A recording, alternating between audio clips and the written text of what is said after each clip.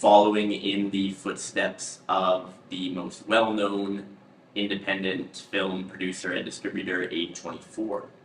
They are certainly making a mark on independent film, and this list will show you 10 of the best neon films to date. Number 10 is Palm Springs. Everything that we are doing is meaningless.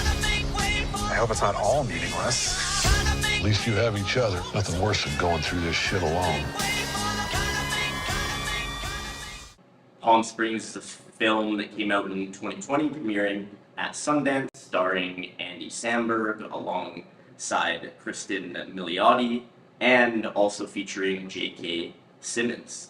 This film was directed by Max Barbaco, from a screenplay from Andy Ciara, and it is essentially a modern-day Groundhog Day film. It follows Andy and Kristen's characters as they essentially get stuck in this time loop. It's a romance, it's a comedy, it's a drama, it's a sci-fi, and it very well integrates all of those various elements.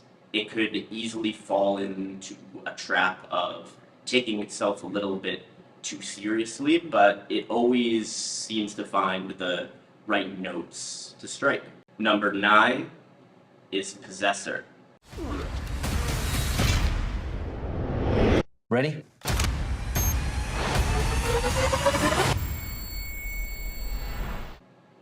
This sci-fi psychological horror is from the twisted mind of Brandon Cronenberg, and if that name sounds familiar, it's because he is the son of David Cronenberg, who is essentially one of the all-time greats of the stomach-churning, genre-twisting, psycho horror film. This film stars Andrea Riseborough alongside Christopher Abbott.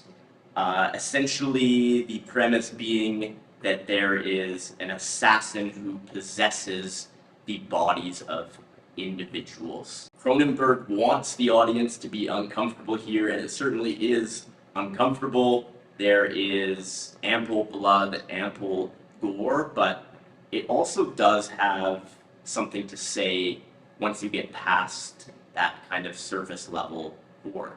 Number 8 is Pig. You live your life for them, and they don't even see you.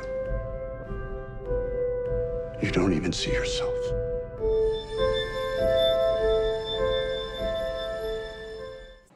This 2021 film stars Nicolas Cage kind of entering into his renaissance here. This film is directed by Michael Sarnowski, who is actually directing A Quiet Place Day 1 coming out later this year.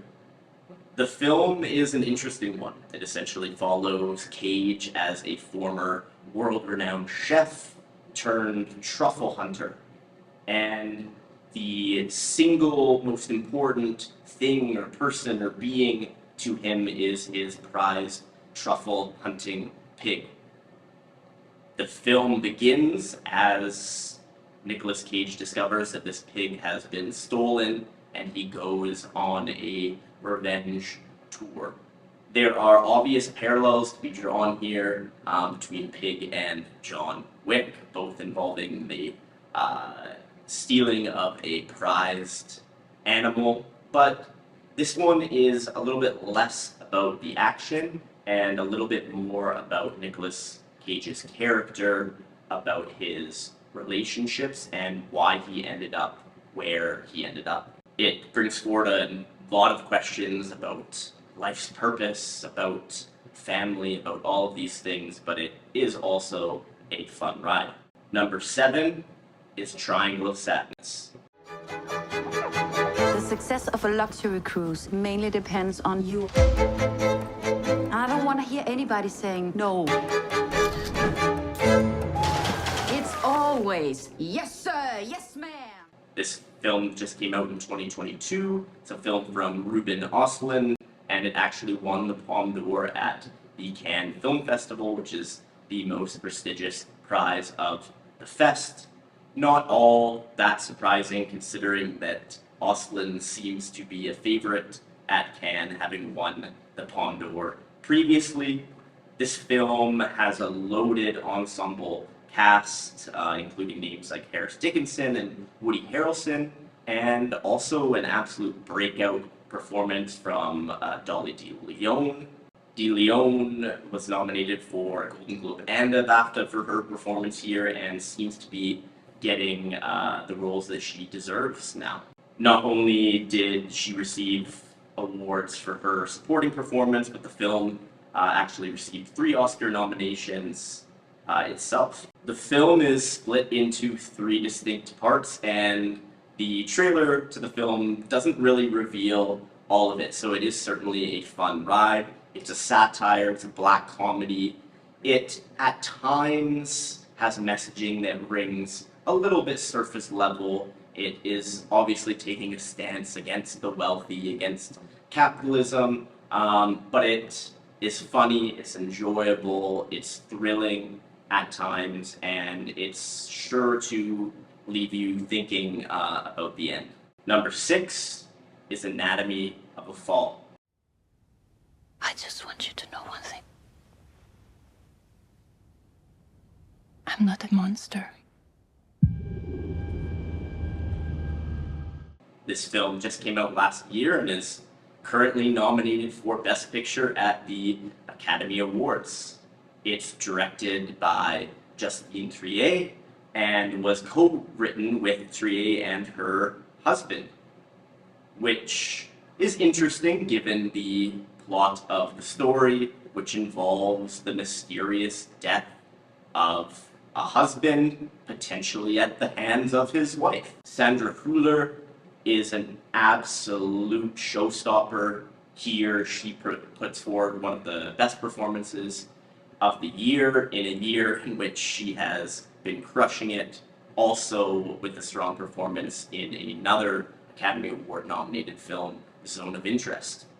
As I alluded to, this film essentially follows the death of a man with an unknown cause. Perhaps he jumped, perhaps he was pushed, and the film kind of veers between genres. We have elements of a family drama, elements of a crime procedural drama, elements of a courtroom drama.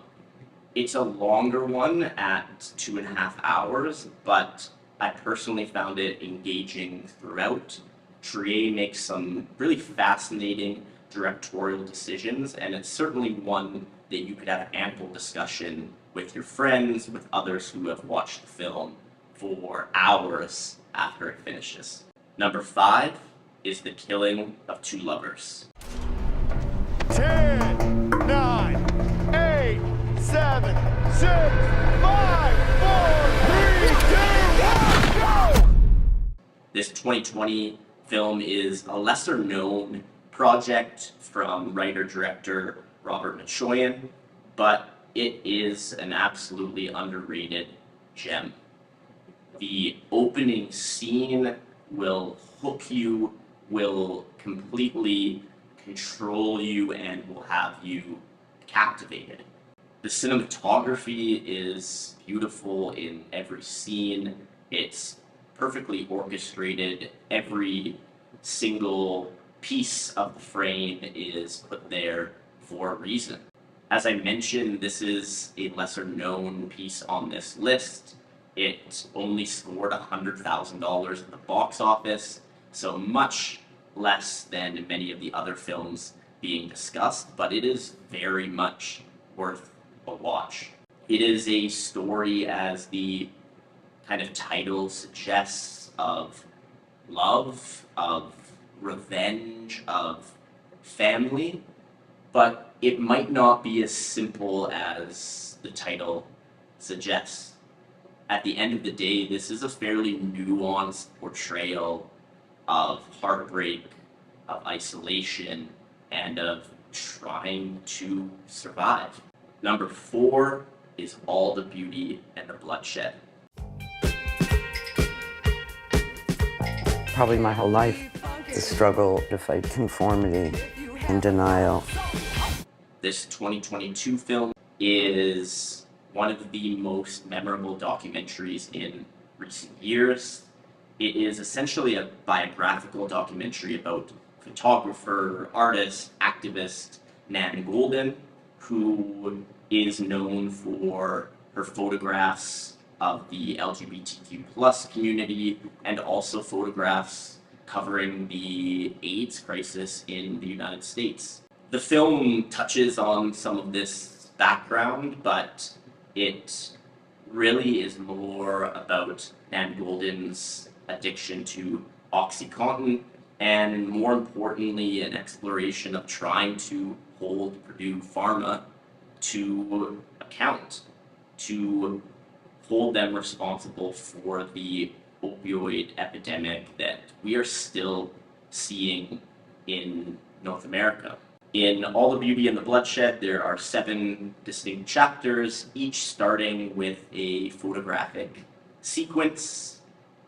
It is, in this sense and many others, a unique film highlighting Nan Goldin's activism, but also showing her art in a way that maybe folks haven't seen before.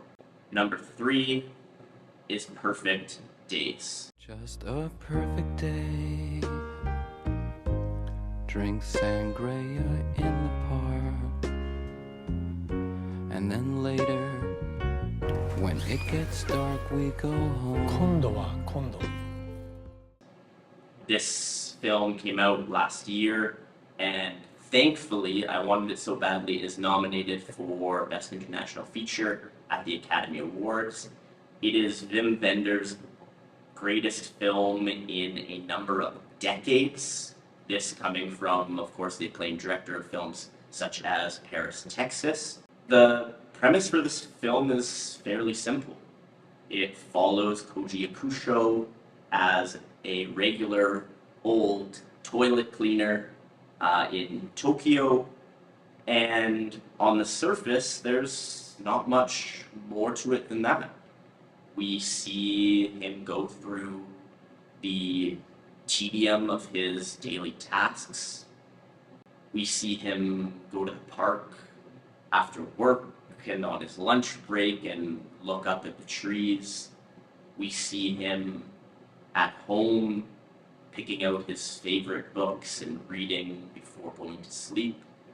And we see him wake up in the morning, tend to his bonsai, and go back to work. In the hands of a less skilled director, this film could bore you with its monotony. But instead, Wim Wenders is able to create a masterpiece that says so much about our existence as humans. Koji Yakusho is phenomenal, and he essentially portrays a man who is able to find the beauty in the everyday. This doesn't mean that he is constantly happy. In fact, we see firsthand the pain that he has.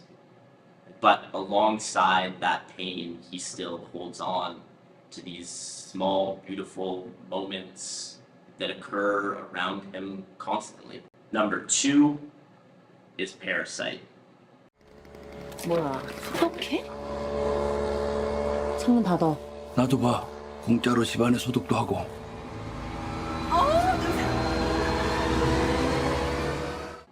I don't think that this film needs a ton of introduction. This 2019 film from Bong Joon-ho was a revelation, the first foreign language film taking home Best Picture at the Academy Awards. It covers a very similar theme to Triangle of Sadness, for example, exploring inequalities between classes and kind of the measures that folks will take to establish themselves in this dog-eat-dog world. Parasite, though, does a much better job of exploring this theme. The performances are brilliant, the cinematography is brilliant, the direction, the writing, everything about Parasite screams brilliance. I imagine if you're watching this video, you've seen it already, but if you haven't, what are you doing?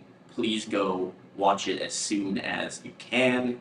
Number 1 is Petite Maman and Portrait of a Lady on Fire. Que savez-vous de mon futur mariage? Rien. C'est tout ce que j'en sais aussi. Quand allez-vous vous marier? Je ne sais pas si je vais me marier. C'est parce que vous pouvez choisir que vous ne me comprenez pas.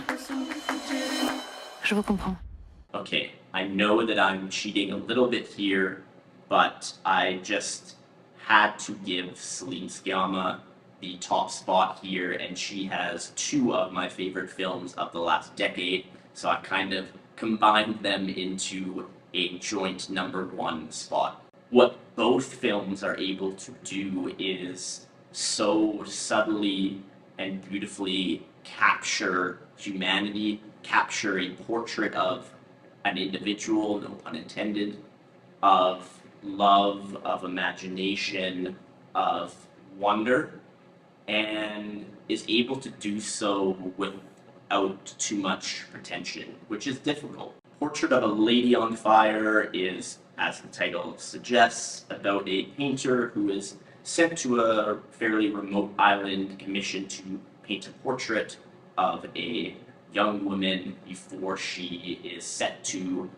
enter into an arranged marriage. It's set in the 18th century, and the costuming, the production design is amazing, as are, of course, the performances. It was actually given the rank of 30th greatest film of all time in the 2022 Sight and Sound polling, so you know that it is worth a watch. Maman, tu la faisais où ta cabane? Dans les bois, juste derrière.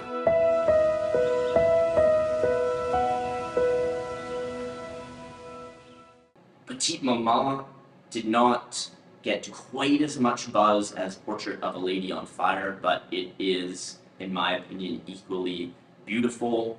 Instead of focusing on romantic love as Portrait of a Lady on Fire does, this film focuses on familial love and on imagination. I would say that this film is within the genre of magical realism. We are entering the mind of a young girl who has not lost her sense of imagination, and in fact is able to use it to cope with and move forward beyond the death of her grandmother, who she loved dearly.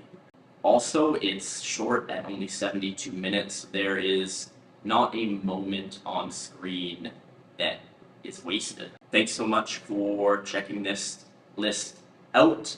I imagine that in 5 years, Neon will be a household name, or at least a household name for folks who enjoy the movies. Many, many great films to come. If you made it this far, don't hesitate to do the likes thing, the subscribe thing, the comment thing, all that stuff. And hopefully you watch another one. Cheers.